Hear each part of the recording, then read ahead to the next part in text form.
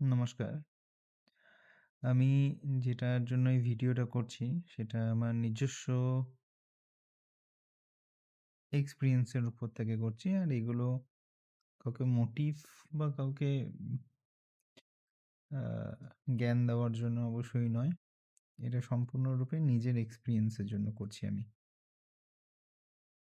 তা যেটা আমার মূল কথা হচ্ছে, যেটার জন্য ভিডিওটা করা এবং এরকম হয়তো আমি চেষ্টা করব। জানি না এটা কতটা কন্টিনিউ করতে পারবো। সেটা মেইন হচ্ছে যে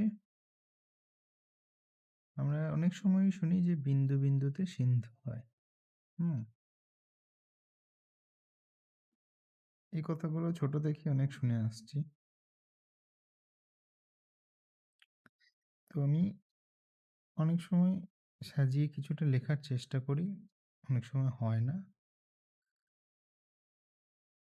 সেটা হয়তো সঠিক ভাষা বা স্টেট অফ মাইন্ড অতটা গুছিয়ে উঠতে পারে না।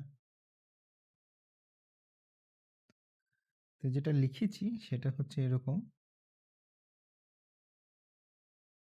যে বিন্দু বিন্দুতে সিন্ধু হয়। কথাটা দিয়ে আসলে বোঝানো হয়, মানে যেটা আমরা বুঝি সেটা হচ্ছে ছোট, ছোট চেষ্টা। অল্প স্বল্প সঞ্চয়, সামান্য, সামান্য অগ্রগতি সব মিলিয়ে একসময় বড় কিছু তৈরি হয়। কিন্তু বাস্তবে এটা তখনই কাজ করে যদি তার মধ্যে ধারাবাহিকতা থাকে। একদিন খুব চেষ্টার পরে ১০ দিন কিছু না করলে বিন্দুগুলো কিন্তু সত্যি করেই জমে না। অর্থাৎ প্রতিদিন অল্প হলেও কিছু করে চেষ্টা করলে তবে জমে সেটা সিন্ধু হবে। অর্থাৎ যেটা মেইন থাকতে হবে সেটা হচ্ছে ধারাবাহিকতা। তারপর হচ্ছে দিক ঠিক থাকা বা রাখা। হুম? অনেক চেষ্টা করলাম, কিছু ভুল পথে চেষ্টা হয়ে গেল। তাহলে কি হবে? সেখানে শক্তি ক্ষয় হবে প্রচুর। ফল কোনোভাবেই আসবে না। যেমন ভুল পদ্ধতিতে আমরা পড়াশোনা করলে অনেক ঘন্টা দিলেও ভালো রেজাল্ট আসে না।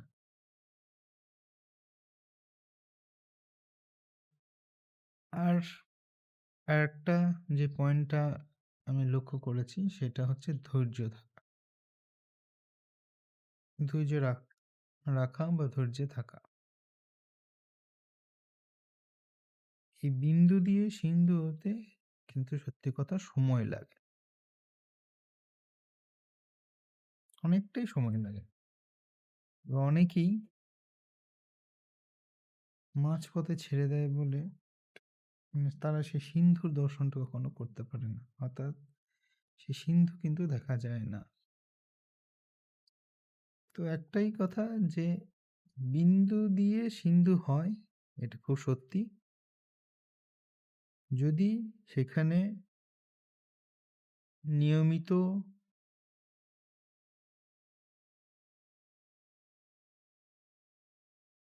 বা নিয়ম করে তার ধারাবাহিকতাগুলো রাখা যায়,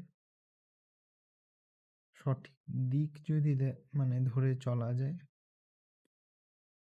আর এর সাথে ধৈর্য যদি রাখতে পারি, তাহলে বিন্দু বিন্দুতে তবেই সিন্ধু হবে।